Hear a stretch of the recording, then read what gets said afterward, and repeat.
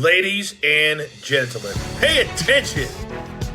This is your boy, the coach from the WWE. I would like to welcome you to the very first wrestling podcast in the world to take you on a weekly deep dive into classic matches along with legends of the squared circle. Enjoy the discussion. Enjoy the back and forth. There's so much to get into. Ladies and gentlemen, this is The Payoff. Excuse me. This is Tom, and as always, I am joined by my co-host, Jeff. Jeff, what's going on, man? Hey, this is a great one. We got probably one of our most favorite guests, both between us and our fans. They love her, when we have her on here. So this should be great. I'm doing good, man. Vickie back on The Payoff, and this is kind of in a way a Vickie tribute show because we're going to talk a lot about her because this is her retirement match. Anniversary of her retirement match. This was 6 years ago. Man, it kind of feels longer, right? It really does. So many of these things seem like they were, 10, 20 years ago, but then we realized it wasn't all that long ago. Yeah, well, we'll get into what happened on this show, but if you see all the guys that were involved, then you're like, oh yeah, it really wasn't that long ago. But it's hard to believe she's only been off TV for 6 years. It kind of feels like it's been 10 or more, right?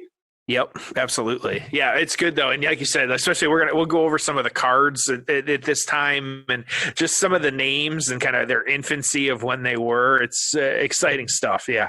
Yeah, so we'll give you the quick plug as always to make sure to follow us on Twitter, Instagram, and Facebook at Payoff Pod. That's at Payoff Pod, and by supporting the show and retweeting and sharing and liking all that fun stuff, that's how we spread the word. So we certainly appreciate you doing that. Jeff, just as a quick little reminder, tell everyone exactly how we do things here on The Payoff, and then we'll jump into it. It's been a while since I've said it. And so, yes, so The Payoff, we give you a deep dive into a match every Monday. And of course, each episode has those three parts: the build, the payoff, the aftermath. What happened before, what happened during, what happened after the match. This is a special one because, of course, we have Vickie back with us. And so we have her to kind of talk through it and let us know what happened so that we have that opportunity with the payoff. So we're going to give our scores, a couple, at least write-ups, not reviews, but a few things happening there. So just exciting stuff on that front too. All right, so I'll ask you first, why did you want to cover this, or what did you find interesting about this one? This one, I think a retirement match just in general is interesting. I think that especially, and we'll get into it in the aftermath and our scores, just kind of how she went out was great. Yeah. And so but I don't want to spoil that, but there's some really good stuff there, kind of this, how this played out and what happened there. So I think that, it's one of those few opportunities too of like how, we always talk about how a wrestler goes out when they quote unquote retire and if it's on their back. And this situation was just a little different because that wasn't really, it wasn't really something that was going on, but it was still really cool to see how it played out. Yeah, and it's interesting because, when I had first reached out to her and I was like, what kind of matches do you want to cover? Obviously Brock Eddie, like we had to cover that, no question, right?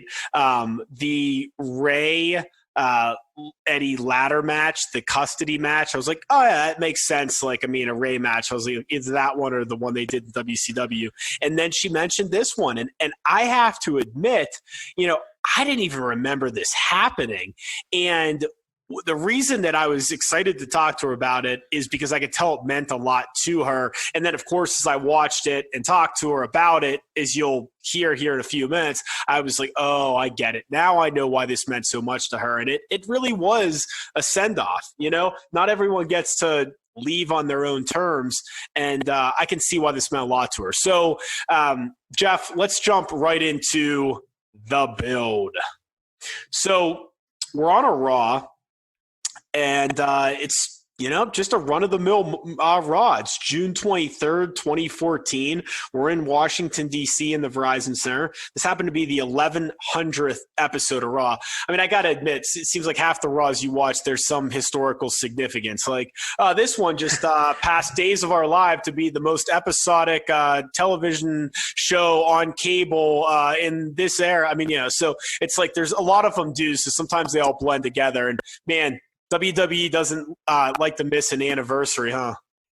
It's just, I feel like the way you said it, yeah, it's like dead on. Like there's always some kind of, and everybody knows the line, like longest running episodic television show, Well, ever. and you could just hear Michael Cole, like, episode 1100, like, and you just roll your eyes, like, great, like, yeah, right. Anniversary. So it's weird to think you just had the 1000th SmackDown or whatever it was. And then this, it's funny how, eventually we'll see the 2000th Raw. I wonder what they're going to do for that. Like, and I got to tell you, man, I am still bitter, and you have to understand, like, this business has disappointed me so many times. Okay, right? Like, I get it, but I am still salty about how bad that Raw 25 sucked that I went to.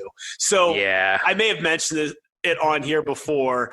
I take the red eye to New York City to attend Raw 25. Remember, that was broadcast both at the Barclays in Brooklyn, and then they did a simulcast at the Manhattan Center, which is where Raw started when I was a kid, and that's what I remember watching. So I'm like, how cool would it be to be in that building? I busted out my Ico Pro shirt. I knew that, like, not everything was going to take place in that building. I understood that. So, they kick off the show with Austin and Barclays, and, you kind of annoyed that you have to watch it. But, be clear, you were at the Manhattan Center. I'm at the Manhattan Center. And so you're watching a lot of it on screen. The stuff they did in the Manhattan Center kind of sucked. I mean, Taker was there, which is kind of cool. I was right by the entrance, so that was kind of neat. They did some blow-off Matt Hardy Wyatt match that sucked. And then they did, the 10,000th reunion of, DX coming back, which I don't know.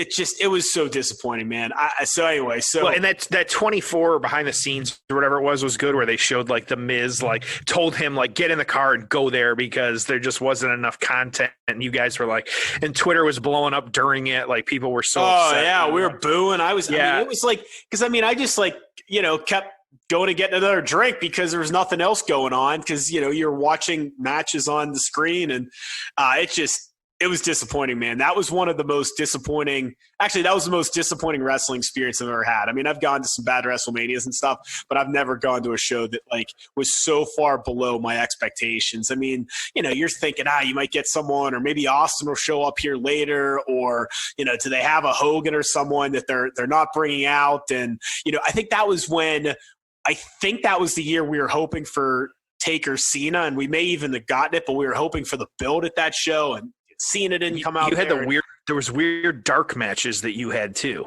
Yeah, it was like just the cruisers. Yeah, but they didn't show any of that. Yeah, it was just all over the map. So, anyways, but my point is that we've had so many anniversaries over the years, and some of them really have sucked, and I am living example of that. So, anyways, on this Raw, I'm not going to go through everything that happened, but Jeff, what I thought was funny is there's a lot of AEW on this show, and what I mean by that is you had the Cody and Dustin Gold Dust Stardust bullshit. Okay, so they're on there doing a vignette or something. Okay, so there's some highlight there that I caught when I was watching this again the other day. Luke Harper's on there. Who Rob else Van Dam's was gone? Yeah, he's gone, but yeah, Van Dam's gone. You had it was just a weird show, like the Jack old Swagger. Bray Wyatt, Del Rio. Again, it wasn't that long ago, but it certainly feels long ago. Oh, Swagger was on there. So it's just odd. But I mean, it's interesting that, like, almost everyone on this show, and I guess it's only 6 years ago, but it's like everyone on this show is still to the best of my knowledge, wrestling and in the business and around. Alberto Del Rio when he shows up. That's yeah. Right. So just odd. I mean, the main event: Cena, Reigns, and Sheamus against Del Rio, Wyatt, Cesaro, and Orton.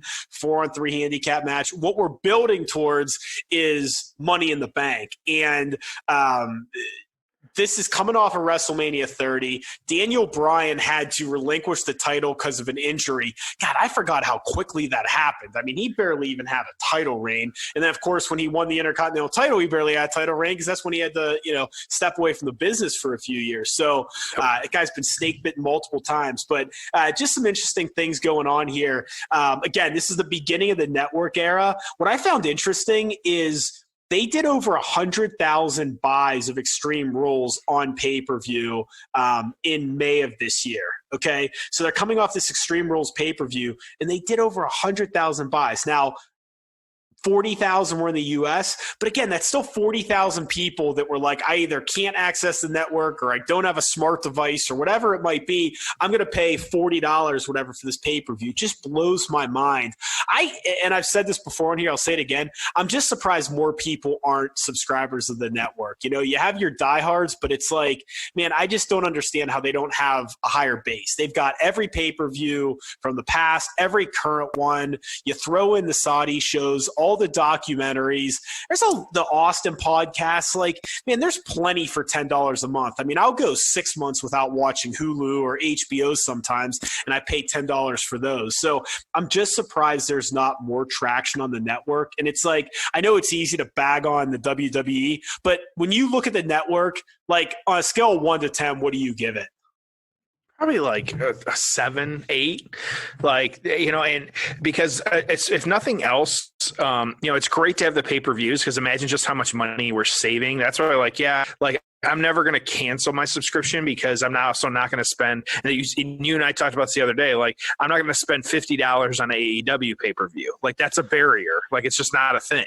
And so having that, and then we've always like the vignettes they do just out and like a regular show, but like the behind the scenes stuff, like I crave that. Like I would, if it was all that, I'd give it like 10 out of 10 because I love it. And you're right. So I'd put it higher. I think the network's like an 8.5. I think they do far more right than wrong. I think it's the best thing the company does, arguably, is the network and how easy it is to consume everything they've done. Like to the best of my knowledge, you can't do a $10 NFL app and get tons of documentaries, every game from the past, like every Super Bowl, just everything right there, right? So I think they do a phenomenal job. I don't think UFC has anything that's as robust as what they have.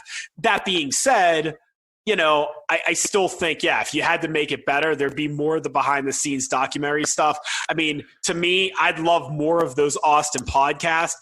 Jericho did a few of them. Like, give me someone that would be great. I mean, you could throw a Bruce and Conrad show back on there. I don't know if that'll ever happen, but I'd say more of those kind of video podcast interview type stuff. And then, of course, some more of the documentary stuff. So it's just like more of the same of what they're doing might improve it. So anyways, that was interesting. Another interesting thing, Jeff, I'm going to say a name and ask you if you remember it. Do you remember the Reddit user Dolphins1925? I do not. Okay, so this is 6 years ago. I wonder if any of our listeners remember this. This was a dude that would post on Reddit before every pay-per-view, and he'd put the results. Interesting. And he was always right. I mean, big matches, like everything, okay? Like every show. And then the betting lines would react. So the betting lines were always like, if you went on to like look at the betting lines, you knew who was going to win every match because it was accurate. And they did this for like 15 straight pay-per-views or something. This went on forever. I obviously didn't look because I'm a mark and I like to be, I don't like spoilers. I tell you that all the time. No spoilers. But right. But yeah, so then this Money in the Bank pay-per-view was the first time in like 15 pay-per-views that this guy wasn't right. And so I don't know if it was a guy who worked for it. I don't know if we ever found out. Maybe you can look at that. But it was just crazy. So this Money in the Bank pay-per-view that was coming up was the first one that wasn't. Like I said, Cena wins the Money in the Bank. This was getting us to SummerSlam 2014, which was the Suplex City match. The one where I didn't realize they went. How long do you think that suplex match was? at SummerSlam where Lesnar just pounded Cena? 15. It was 16 minutes long. I didn't realize it was that long. So it was a long match, but he just beat the shit. Because I remember the suplex is just taking forever, and it's just dragging. Yeah, I do remember that, but I'm not surprised. Yeah. And what I found was interesting about that is Keller headed into SummerSlam was speculating. He's like, I'm guessing they're going to do Lesnar Cena, but I can't imagine they're going to put the title on Lesnar because how could they do it with him being part-time? Yeah. Laughable at this point. Oh my goodness. Yeah. Laughable at this point. But it was just funny at the time they were thinking, they weren't, I guess that's when they first put the world title on him, and that's coming off the Taker match, man. Anyways, that was an interesting show. We'll cover it another time, I'm sure. It was not the best SummerSlam, man. Just some blah matches and just not a lot there. It was just kind of interesting. But anyways, that's all I have. Let's talk storyline. Give us a little Vickie history. Yeah, so like you already said, it was June 23rd, 2014, Monday Night Raw. That was when the match occurred, but we got to go back almost like 18 months when it was actually October 22nd, 2012, an episode of Raw where Vince McMahon, he actually named Vickie Guerrero as the new Raw managing supervisor, general manager, or whatever you want to call it. So a lot of different things kind of played here that eventually played into her later career. So I've got just some bullet points for everybody on some of this stuff. And so it was about 2 months later, December 10th episode of Raw. Guerrero actually beat AJ with the help of Brad Maddox, who was a special guest referee. That'll come into play a little bit later with AJ. Forgot about that, dude.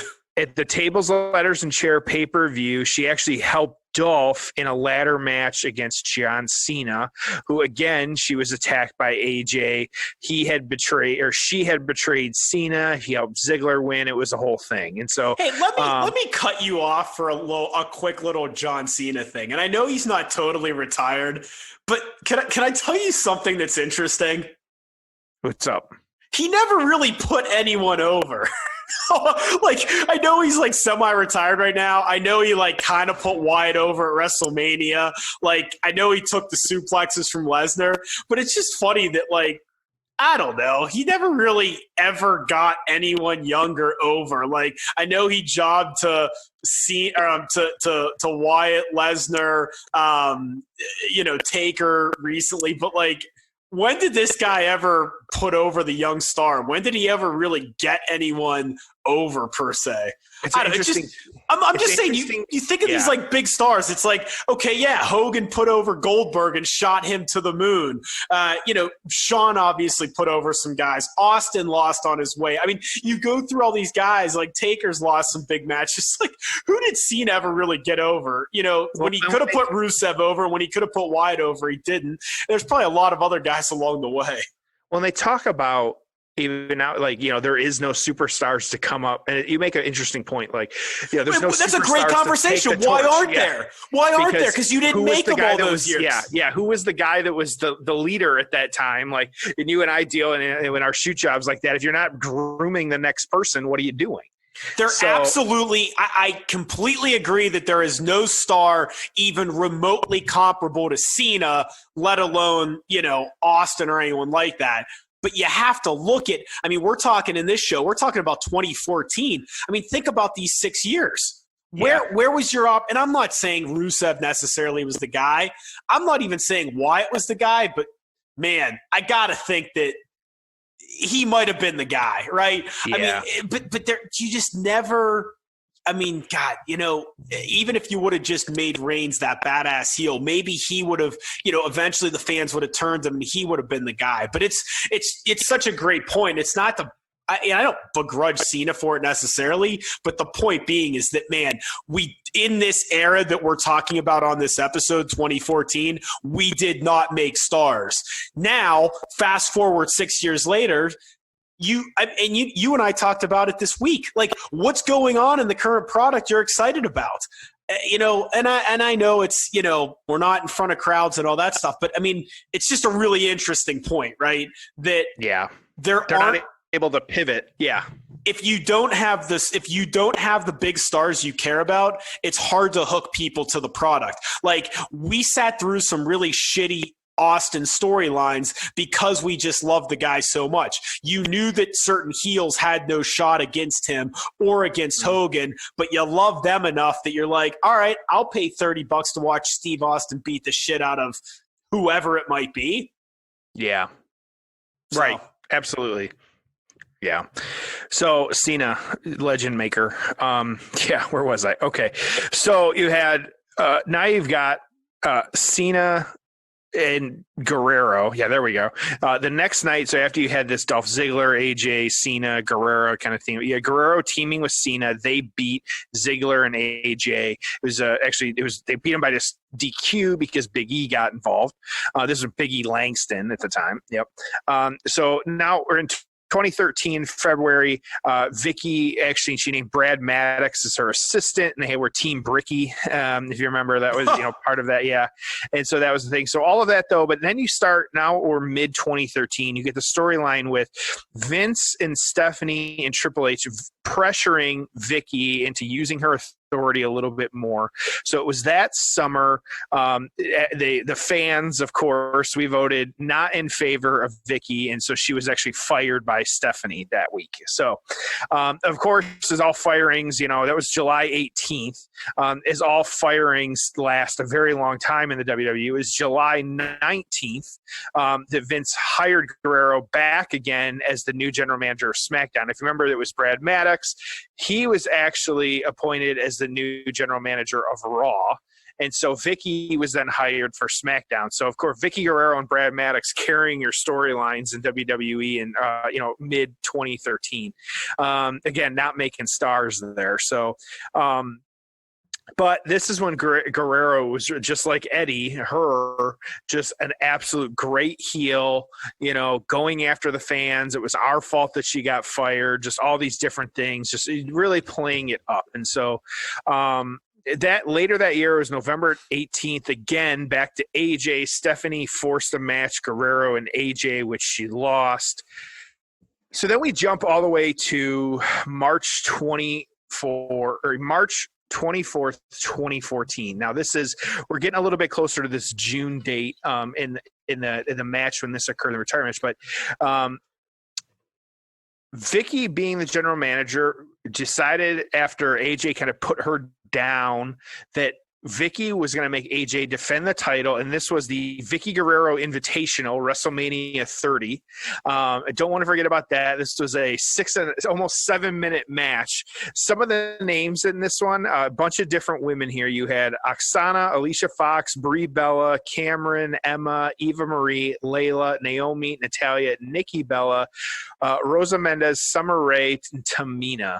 AJ ended up winning that one, but you can't overlook that one. And so you had Vickie and AJ feuding and kind of doing that. So now kind of fast forward a little bit, very close to this was the Go Home Raw, this June 23rd episode.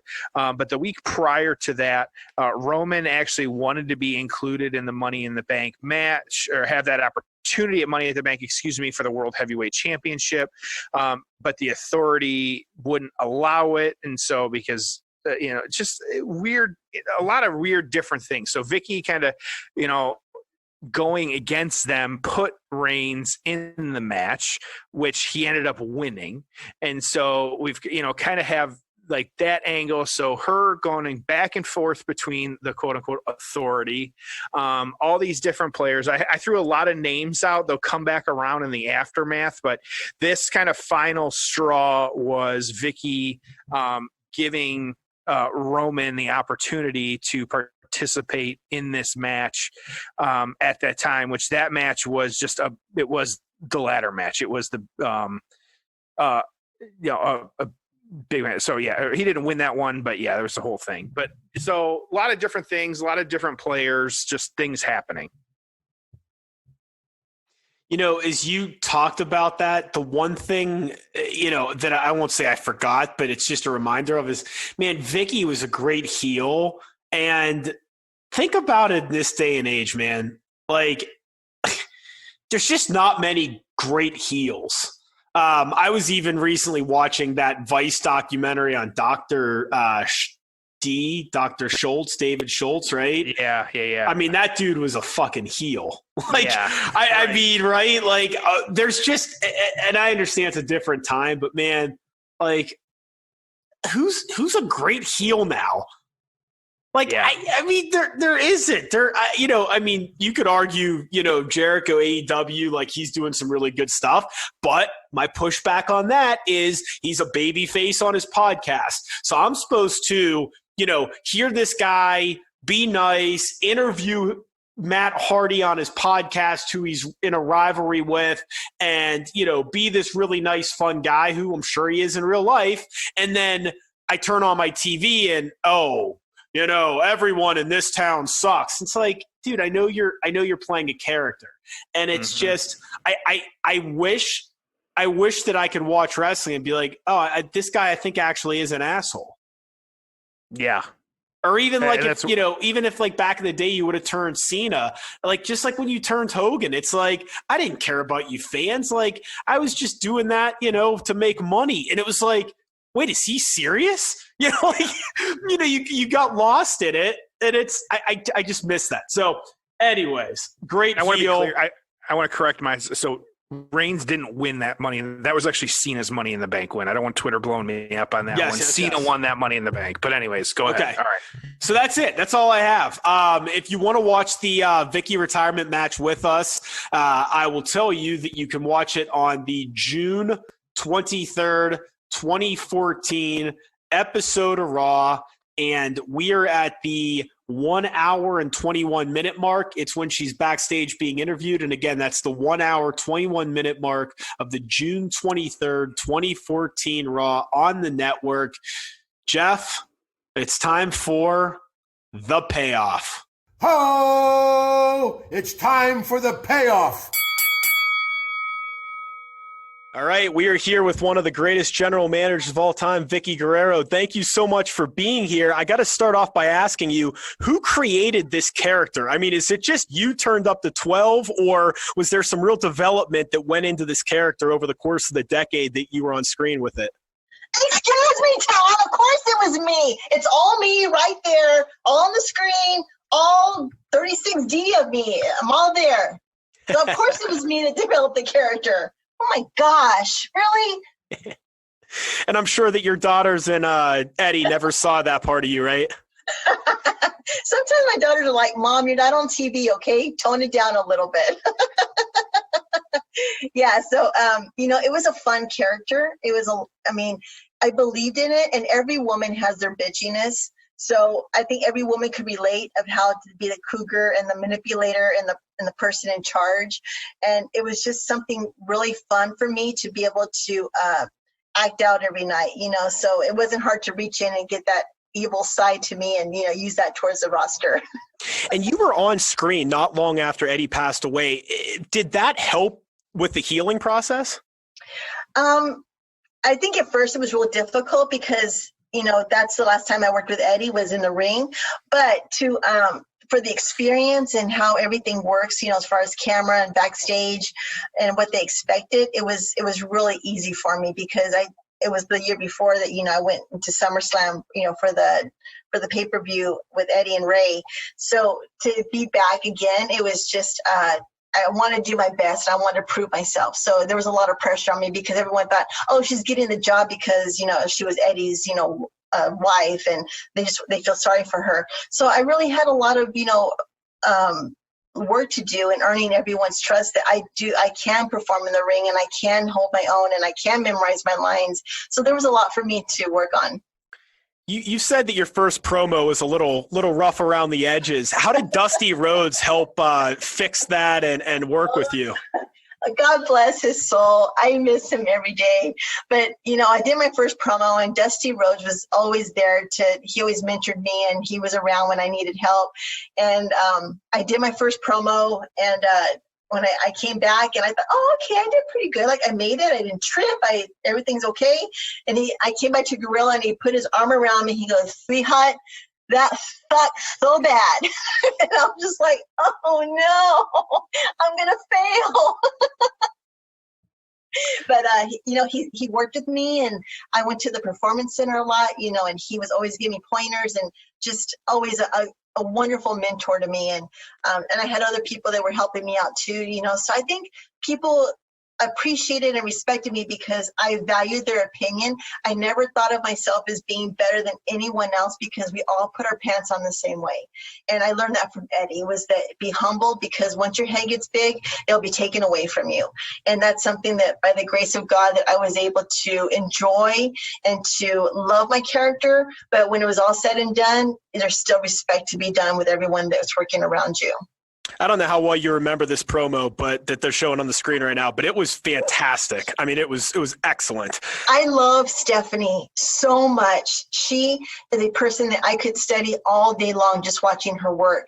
And with us working together, we share that same familiar, control, and just by watching her face and her body, language, I just fed off of that. And she's one of the few people that I never got nervous about. And I was honored to be able to work with her whenever the time came. Well, I think it's interesting too, because a lot of the characters back down to her as the quote unquote authority figure. You standing up and saying, look, I'm your equal and I'm going to yell louder than you did. It was a really interesting component. I mean, you two worked really well together in that sense. It was different than how a lot of people were presented. My question is, do you think it confuses people at all that, she plays this character, but then, you see what she does in the quote unquote real world.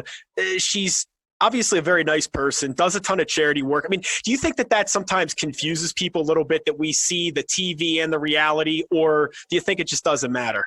I think people need to divide, the reality from the fictional character. We all have lives, and we all have our love for community service outside the ring, and Stephanie is a great example that she's a great character on TV and she plays the role well. But then outside of the ring, she's part of this corporation that wants to outreach to community projects and to be the philanthropist, to donate money and to be part of the cause, for a great, organization. So I think she's a great example of that.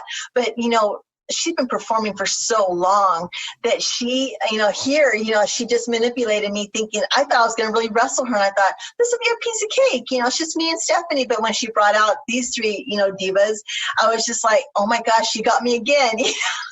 And this was my last night, so of course there's going to be like this hiccup that things aren't going to go as planned, so all day long I'm thinking it's just me and Stephanie. And, so for her to, plan this, outnumbering game, I was pretty upset with her. So you gave your notice a full year before this. What prompted you to retire? Because I'm sure some people say you're on TV, you're probably making a nice living, you weren't working house shows. What prompted you to say, I'm going to pivot to something else in life? Well, there was a point, the last 2 years where I was in the locker room more than I was on the stage. And to fly across the nation and to find out, at 4 o'clock every TV that I wasn't on TV, I have a reality that, you need to know when is the right time to leave. And so I was in school at that time and I was doing my homework at work. I was thinking, this is not making sense, and I would want to be on stage. I wanted to be performing. But when you start seeing that I'm not being used that much, to respect, the McMahons and the product and the whole industry, you think, maybe this is my time to leave, where, everything goes in a full circle, it's busy and you're full of, storylines and, every week you're on TV, but then whenever it starts tapering off, I've always, felt that, you have to know when it's time to leave. And I wanted a backup plan whenever I was, going to leave wrestling, because you can't, I still have my girls at home and I wanted to enjoy it. That was awesome. Poor Layla. Oh, it's a fantastic segment. But, just I wanted to go back to school. Oh, that hurt. Alicia, she's great. And actually, this is supposed to be, it was like dog food and like flour. And it actually smelled horrible, but there was a lot of chocolate flavoring to it. So it wasn't too bad smelling it, but it still smelled horrible. This is great.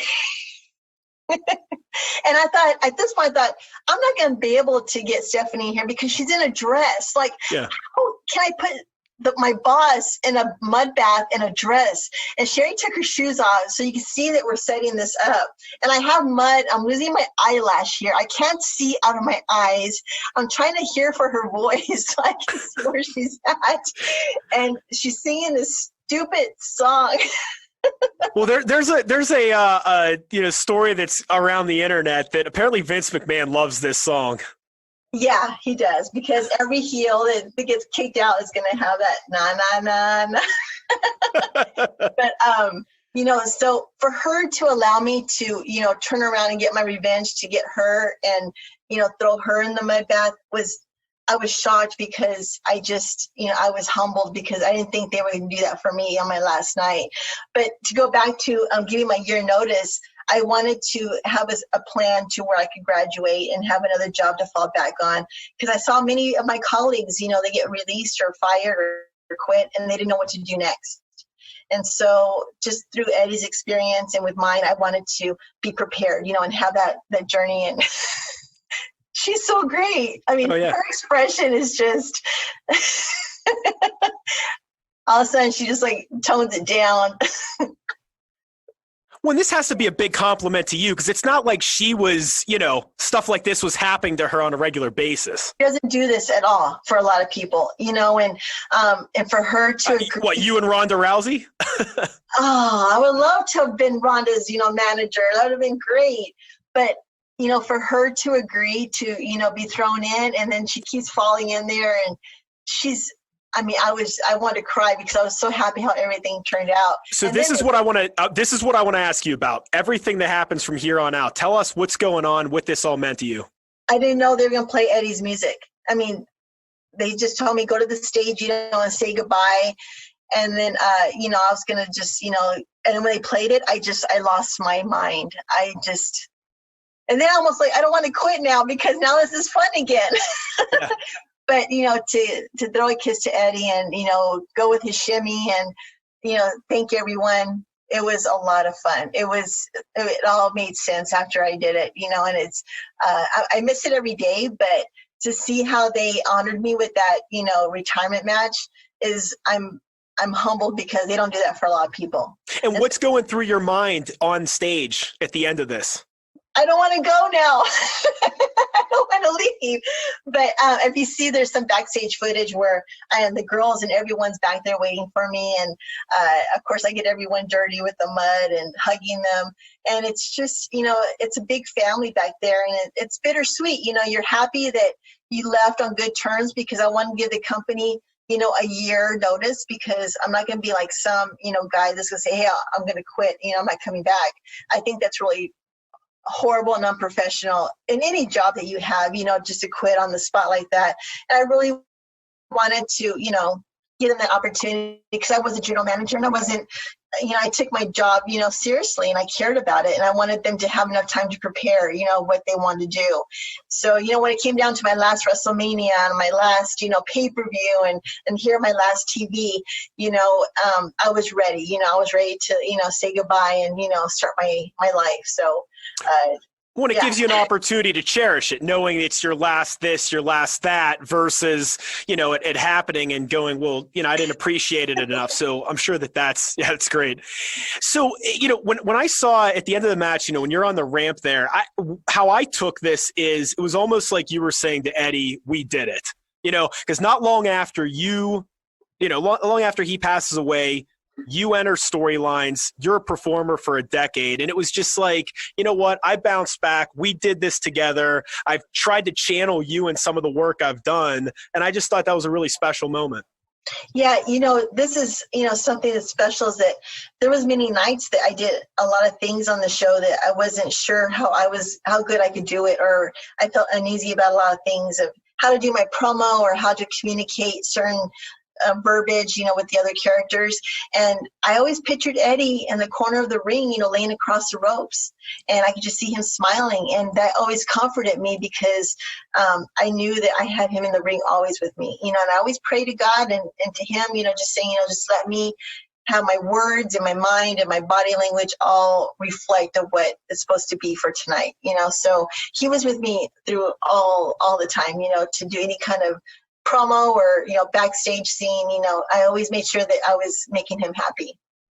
What do you think your legacy is as a performer? I mean, it was a long run. It wasn't like you were there for 18 months. It was a long run. A couple of different times you were voted best non-wrestler. What do you want your legacy as a performer to be? Gosh, man, I don't know. That's a good one, Tom.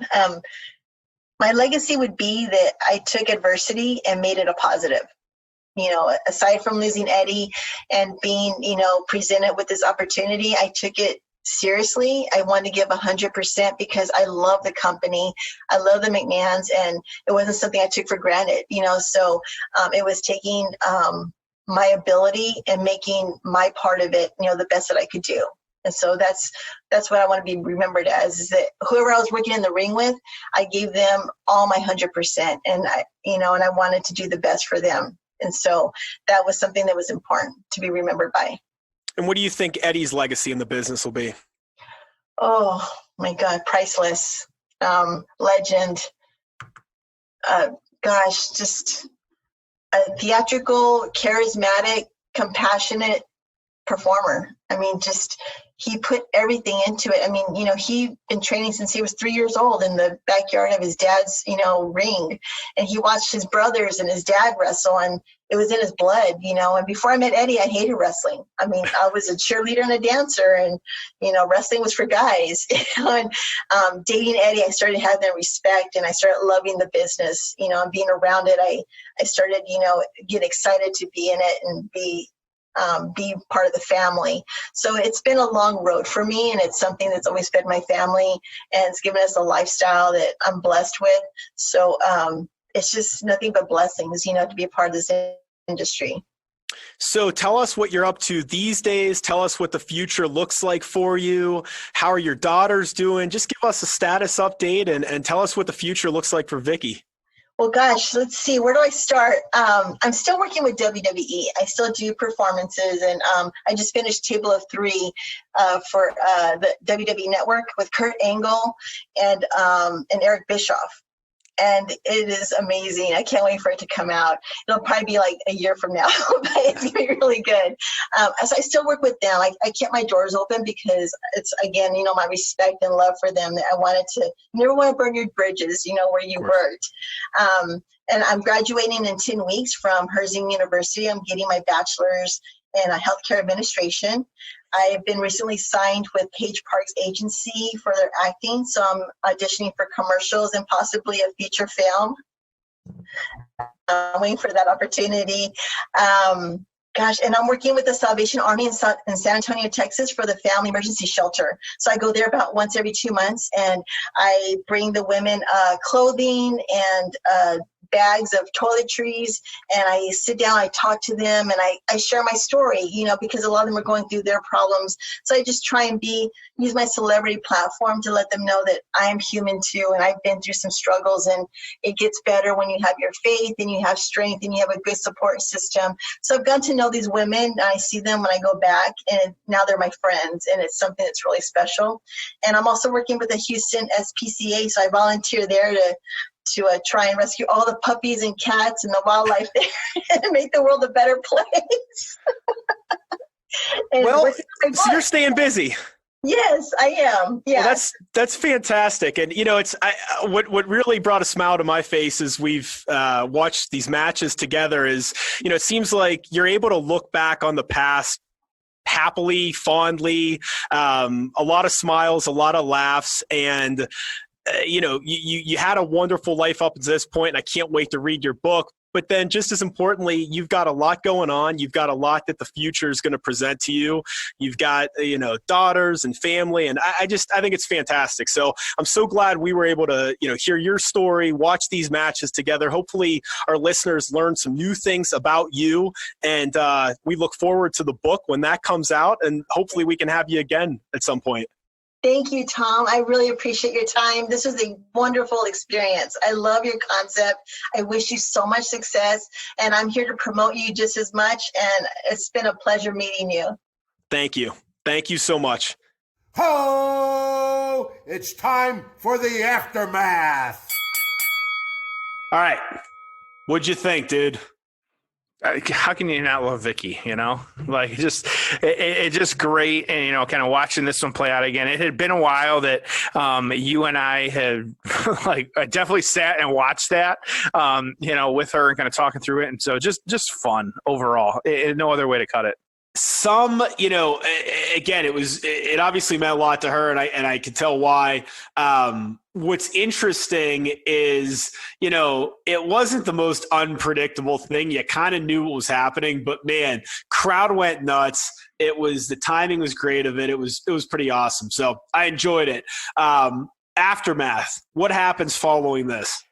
Yeah. So I call it what you want, be it mud, shit, pudding, whatever it was. The different reviews called it all kinds of different things. It's kind of like the blood or whatever, and like recently, and the dog food and all this crazy shit. But as you can see, a lot of different people that were kind of involved in the vet or the Vickie Guerrero Invitational, getting involved in this match. You had Alicia, Layla, Rosa, like different people. And so ultimately, though, Vickie did lose this one. But as we could see, she got her retribution by throwing Stephanie in the pool of whatever.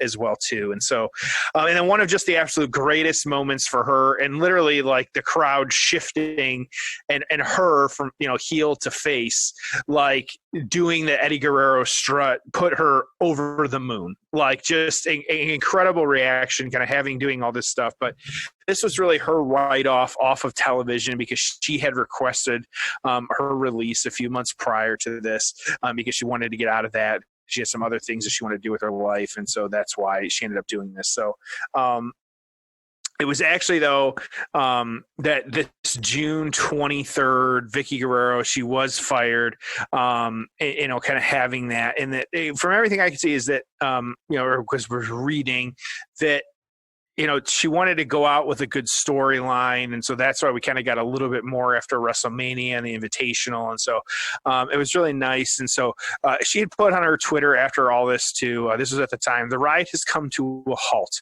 I'm so grateful for the wonderful blessings in the last 9 years, live, laugh, and love, heading home to begin a new chapter of my amazing life. Thank you, Jesus. So, it really great how this just kind of played out for her. You really can't deny the ending that she got in this one. Of course, though, you did have her making various appearances. We always, talk about the aftermath and kind of where her life led her. That it was actually just a couple years ago, July 2016, she came back again. There was a brand extension, and so she ended up getting kicked out of the arena by security guards. A part of the fun part of this is, of course, she had all that aftermath way back in the day with, that build with Dolph back in the day. She denied knowing her, and so that kind of infuriated her, and so that was a part of that too.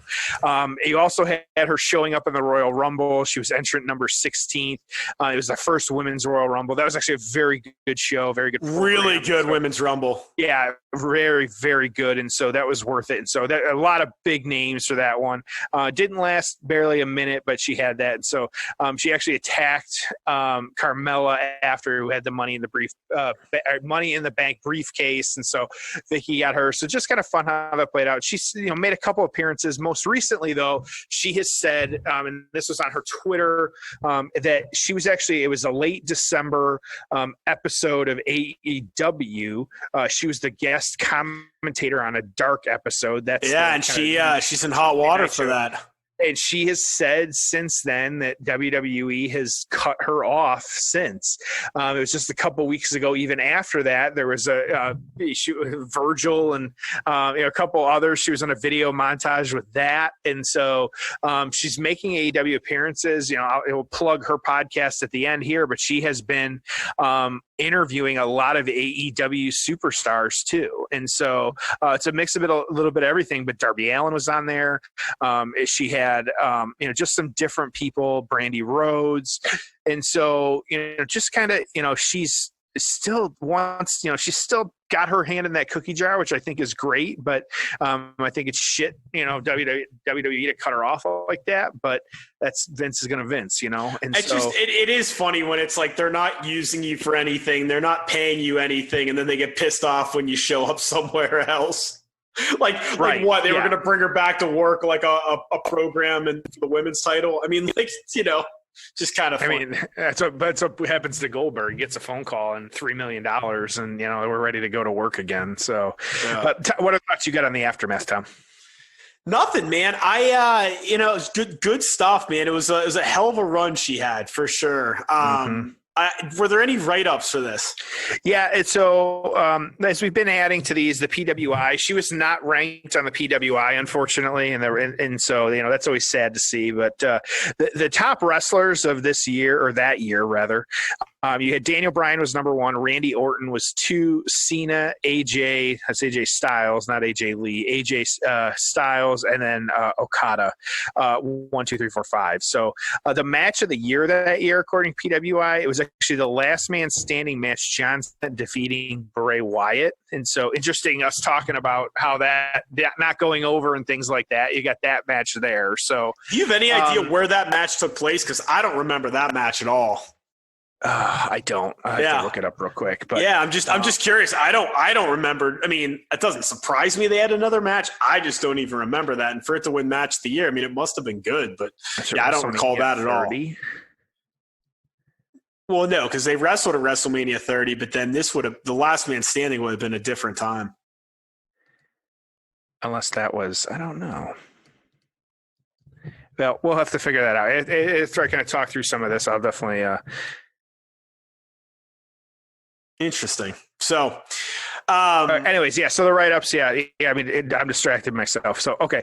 Yeah. So a couple different write-ups, just kind of, I won't go through kind of how this played out and kind of, you can watch it for yourself. But, the interesting thing here was Stephanie McMahon got a lot of praise, and this was from the Wrestling Observer.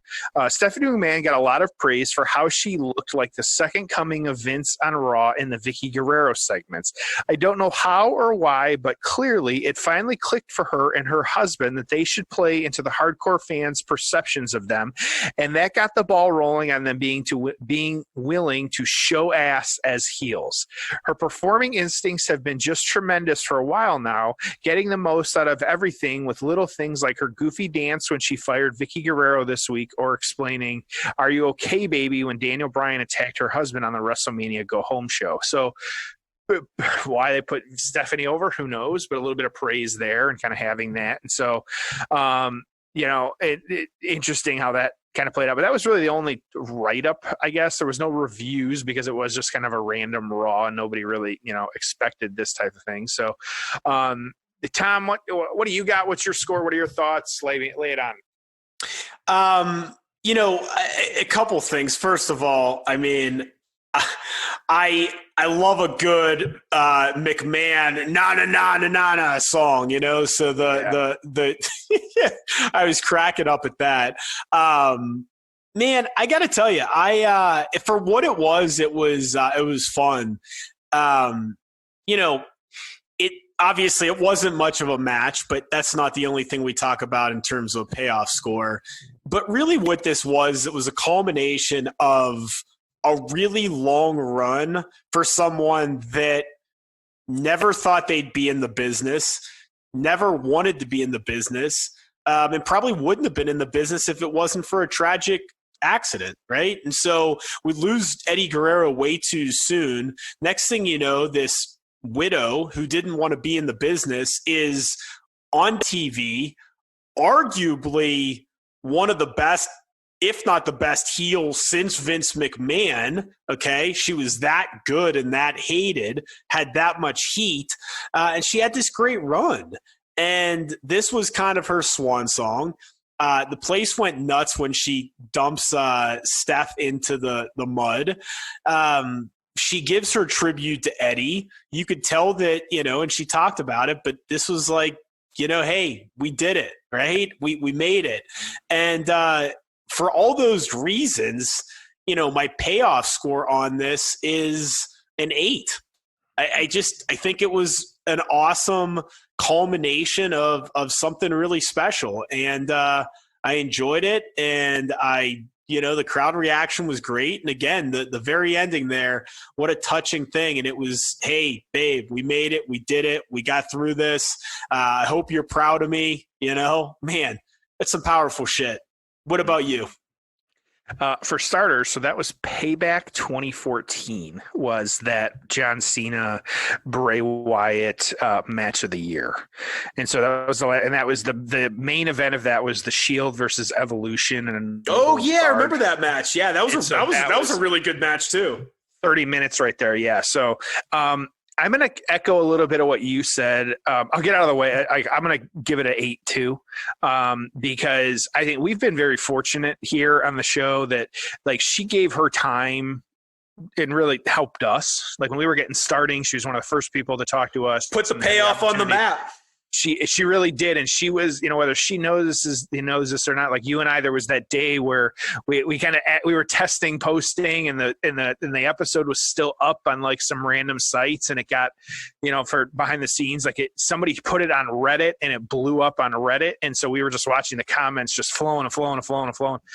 And so that was, you know, it was really her talking about that Eddie Brock match that put us on the map in a lot of ways. And so we'll always have to thank her for that. And so, and be in her debt because of that. And, you know, us, you know, not knowing how the internet works and where to post things, but, you know, it worked out in our favor.